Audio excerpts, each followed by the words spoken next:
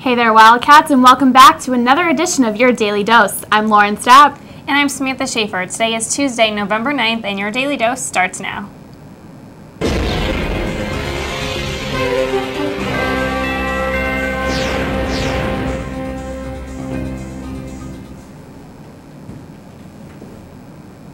You won't have to think twice about recycling on campus anymore. UA Facilities Management has created a new contract with the City of Tucson that allows them to put paper, cardboard, and plastic together. UA Facilities Management is working to streamline the recycling bins on campus in order to help students recycle more often.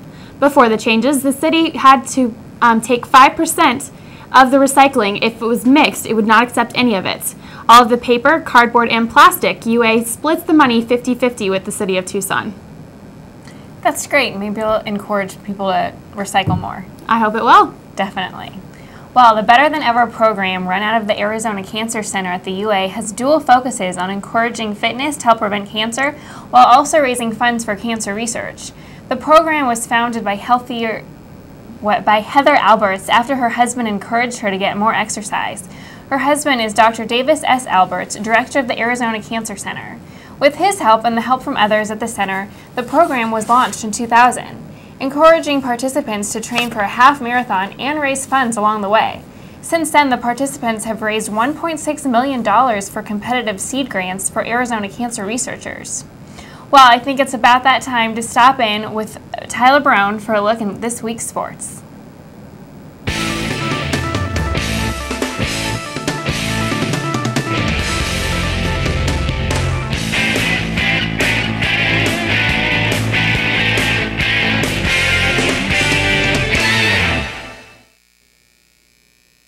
With much anticipation going into last Saturday's game against the Stanford Cardinals, the Arizona Wildcat football team did not come to play.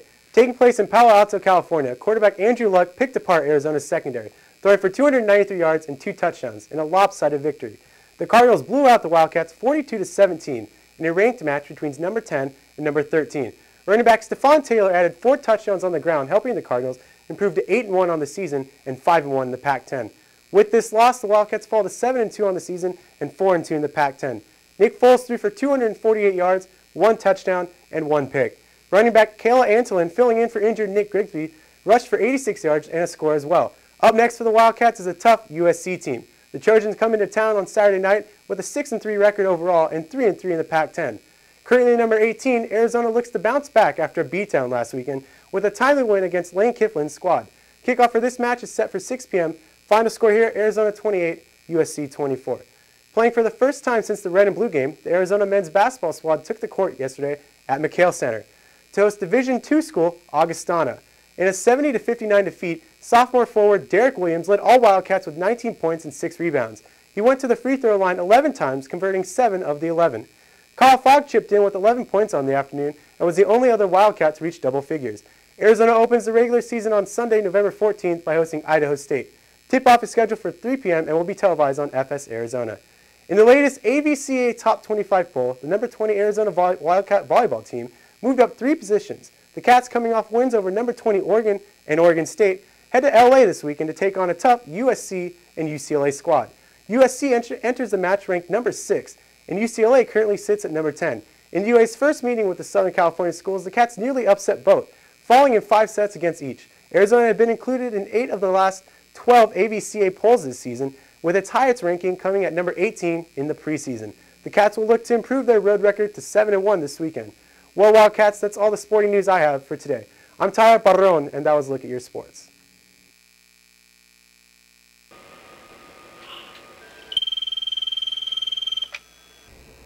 I'll be right there.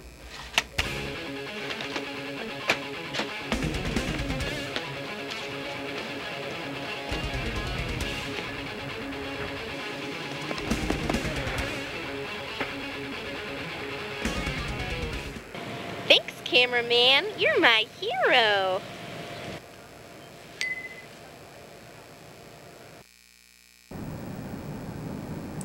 The Union Galleries is now featuring student artwork. The gallery, located in the Student Union Memorial Center, hosted a show from the student group Student Art League of Arizona called Then, Now, and To Be. They showcased the work of 8 artists, all alumni or current UA students. Each artist had a separate collection of work on display, and then they were all tied together by the theme of inspiring one another to pursue art. Student Art League of Arizona plans to put on another show in the Union Galleries in the near future. Now let's stop in with Chelsea Rarick for This Week in Entertainment.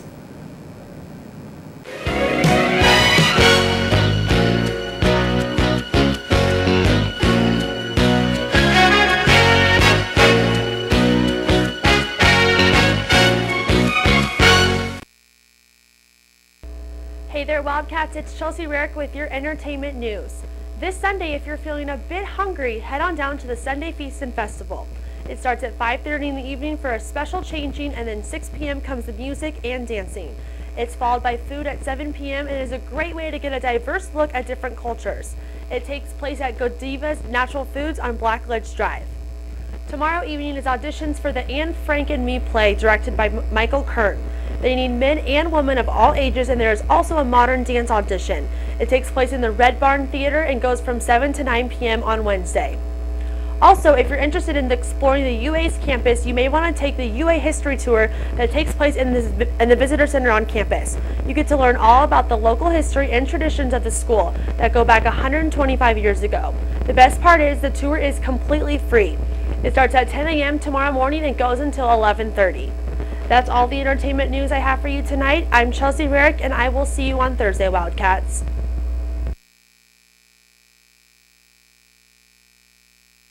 Six, 7, 8. Now a leg change. Out. 2, 3, 4, 5. Use the arms. 6, 7, 8. Well, this past week during elections, there were some interesting propositions on the ballot that stirred up quite some controversy among voters.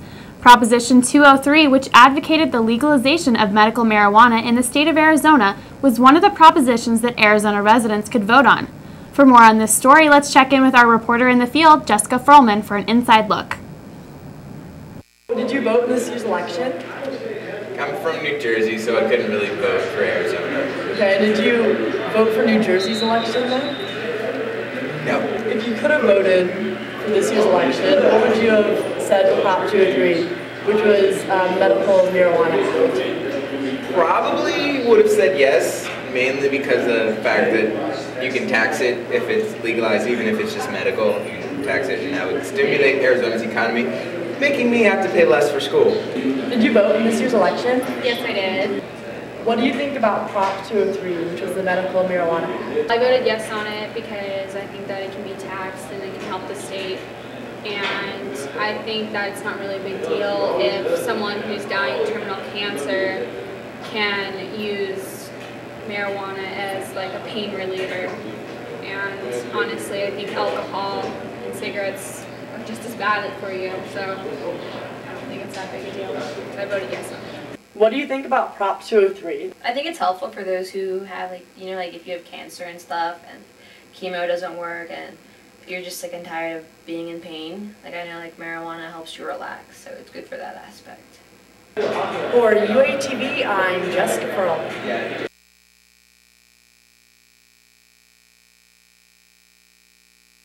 May be the place to go to make assignments more visually appealing. The UA Office of Instruction and Assignments free service for students, faculty, and staff allows for production of panoramas and image slides that imitate real life.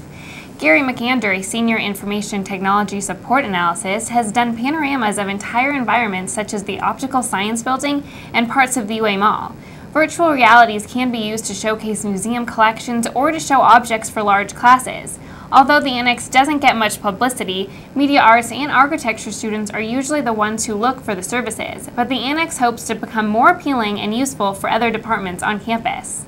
Well, I think it's about that time for our weekly weather report, so let's stop in with Daniel Gordon for a look at your forecast.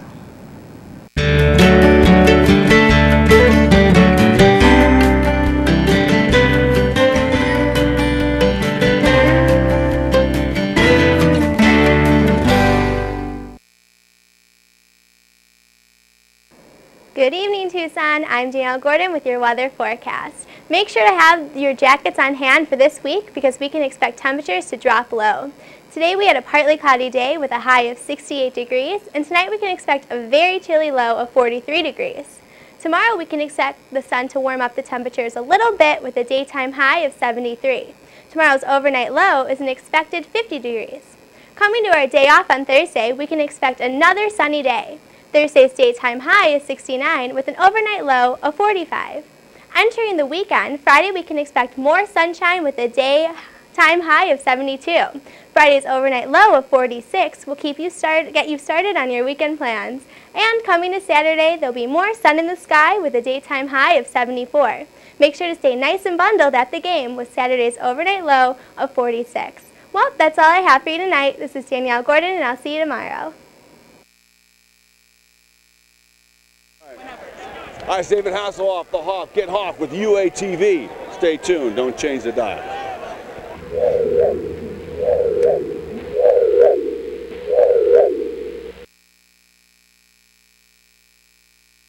Fun-filled edition of Your Daily Dose. I'm Lauren Stapp. And I'm Samantha Schaefer. From all of us here at the UATV studios, have a great evening, Wildcats.